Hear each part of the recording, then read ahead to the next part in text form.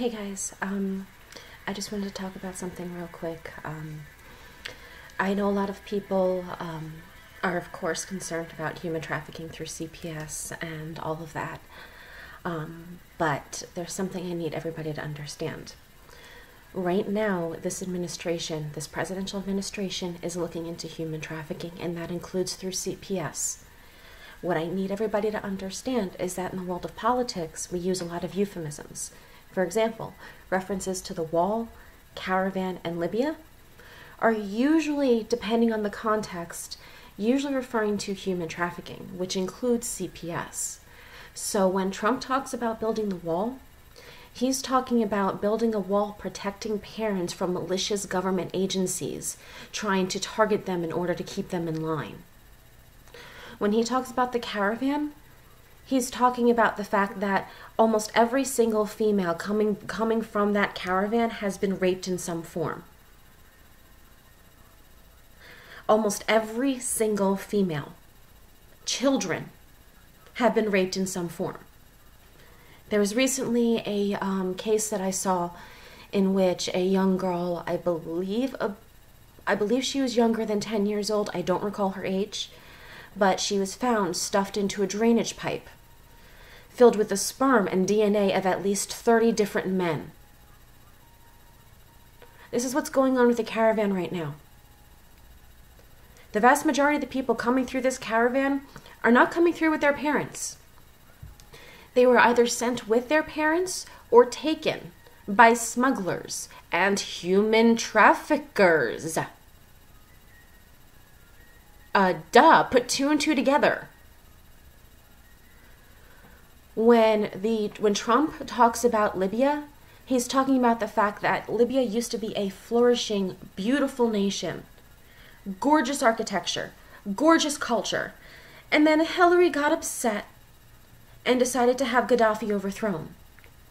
And now Libya is a slave state where we have people bought and sold in marketplaces, many of whom are having their organs harvested while they are still awake and conscious.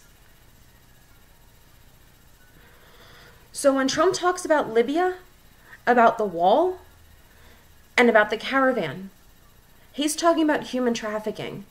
And yes, that includes human trafficking through CPS.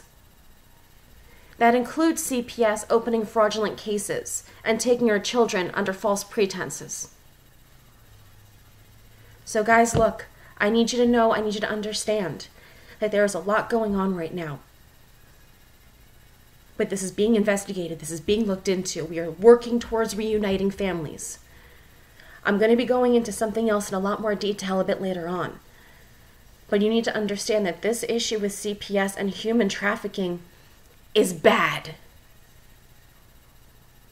A lot of these children will not be returned. A lot of these children can't be returned.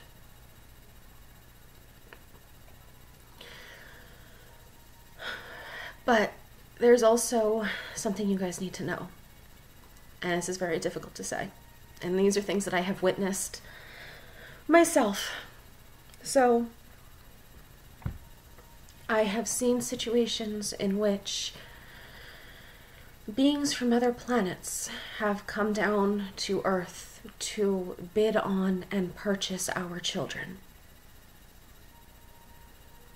And many of our children have been trafficked off of this planet. I hear that apparently human children are treated pretty well off the planet. I don't really know. If I do know, I don't remember. I just know how I was treated, so, don't use that as a benchmark. I digress. But, I do not know for certain, so this is me speaking on a speculative avenue right now.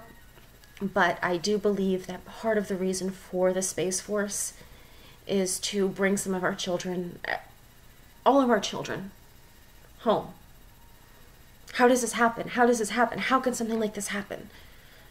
You have greedy people running our government, running our planet. If they're willing to sell out our countries and our children. Don't you think they'd be willing to sell out our planet too?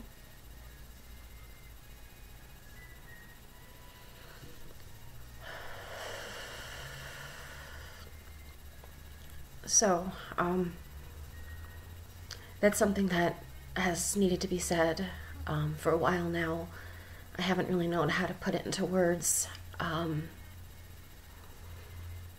you guys need to know. You need to know what's happening to our children. You need to know where they might be going, where they might be. And you deserve to know what might have happened to them. So when we start getting answers, you're probably not going to like all of them.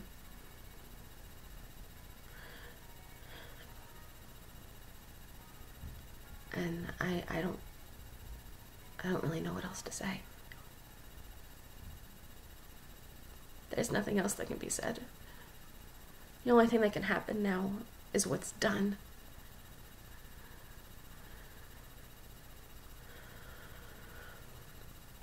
So, one moment.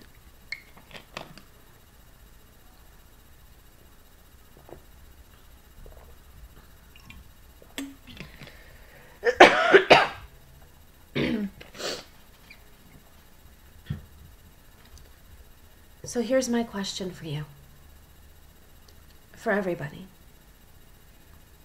Have you, at any point, had CPS interfere in your life? Are you afraid of that knock on your door from CPS? Have you held off on having children because you thought about what if CPS comes? How many of you can sit here and say that you've never actually worried about CPS coming and taking your children for what would ultimately amount to no reason?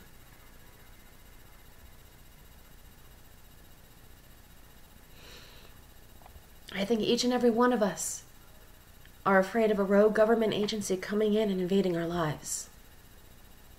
France, Germany, Sweden, Iraq, Israel, Britain, Canada.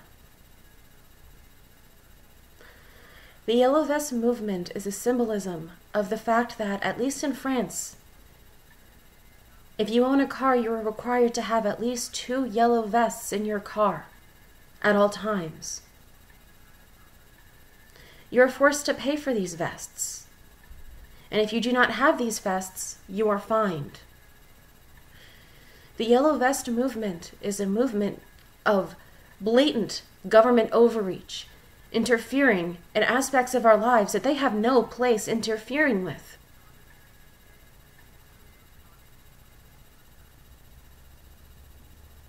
What is happening now? How many of us are living in a state of stress due to government interference? How many of us have mental health issues due to circumstances created by our government? Let me read something to you. Health insurance is a mental health issue. I can't help a client who can't afford to see me. Housing is a mental health issue. I can't use therapy to help a client whose depression and anxiety come directly from sleeping on the streets. Food insecurity is a mental health issue. I can't help a client who isn't taking their medication because their pills say take with food and they have nothing to eat. Wages are a mental health issue. I can't help a client whose anxiety comes from the fact that they are one missed shift away from not being able to make rent. Healthcare is a mental health issue. I can't help a client whose depression is actually a thyroid condition they can't afford to get treated. Childcare is a mental health issue. I can't help a client who works 80 hours a week to afford daycare. and doesn't have the time or energy left to come see me. Drug policing is a mental health issue. I can't help a client who ended up in prison because they got caught self-medicating with illegal substances. Police brutality is a mental health issue. I can't help a client whose anxiety is very real and justified, is a very real and justified fear of ending up as a hashtag. If you're going to make a stand for improving mental health, you have to understand that addressing mental health goes way beyond hiring more therapists and talking about mental health on social media. If we're really serious about tackling this mental health problem as a country, it means rolling up our sleeves and taking down the barriers that prevent people from getting the help they need. Even if those people are different than us, lead different lives, and make choices we don't agree with. We aren't fixing mental health unless we're fixing it for everybody. Now, there's a common denominator in each and every one of those aspects. And each and every one of those aspects can be solved via political policy, via our government working with we the people. We the people working with our government.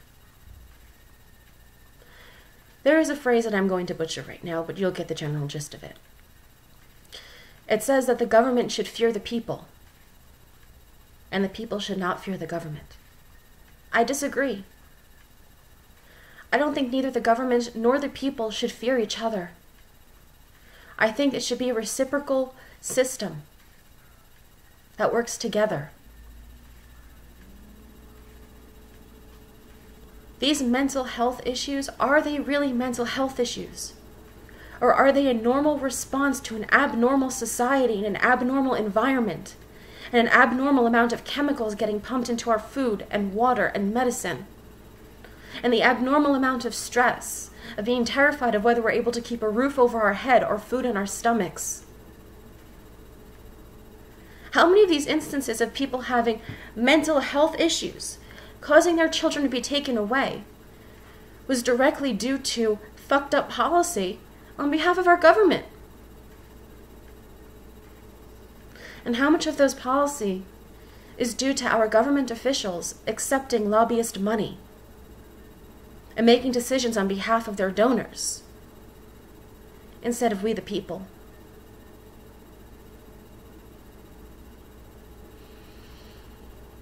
I don't know. And I'll be honest, we probably never will know. Not 100% anyway. But we can show you as much as we can. And we can show you as much as you can handle. But if you want the truth, the whole truth, and nothing but the truth, you need to be able to handle it. And not all of us are ready for certain truths. God knows. But all we can do is take it one day at a time. And understand that only until we start listening to each other can these problems be solved. So what we need to do is come together as human beings, as earthlings. We need to come together, get past our petty, stupid, ridiculous differences. Sorry, I'm gonna say it. Arguing about the shape of the planet doesn't fucking matter right now. Get over it.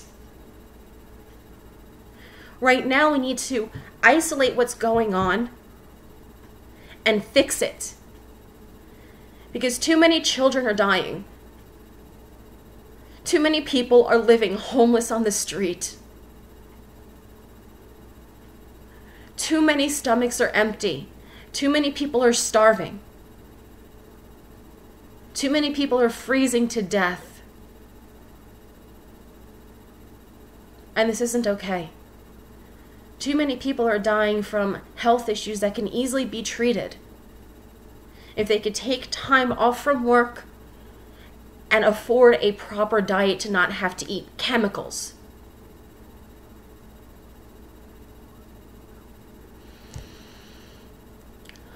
So that being said, we need to come together. We need to work together. What we need now is true unity. So it's time to get past our petty differences and understand that where we go one, we go all. And there's no changing that. When you hurt, I hurt. And when I hurt, on some degree, you hurt too. So let's stop the cycle of pain and start a cycle of love and unity. We're about to come on some really hard times, as if we haven't already. We're going to find out information that's going to suck. But know that we are working together. And we are going to come together as a people.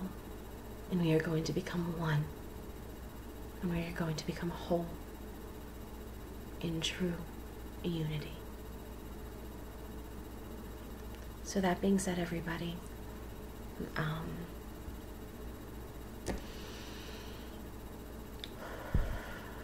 get yourselves mentally prepared. There's going to be a lot coming out. There's going to be a lot coming forward. And know that we are watching. Know that we are listening. And know that we are working hard as hell to get you back together. Whether it's your family or yourself. On that note, everybody, I love you. Be well. Have a blessed solstice season. And I'm not going to wish you a Merry Christmas yet. It's not Christmas yet. So anyway, guys, I love you. Have a wonderful holiday season.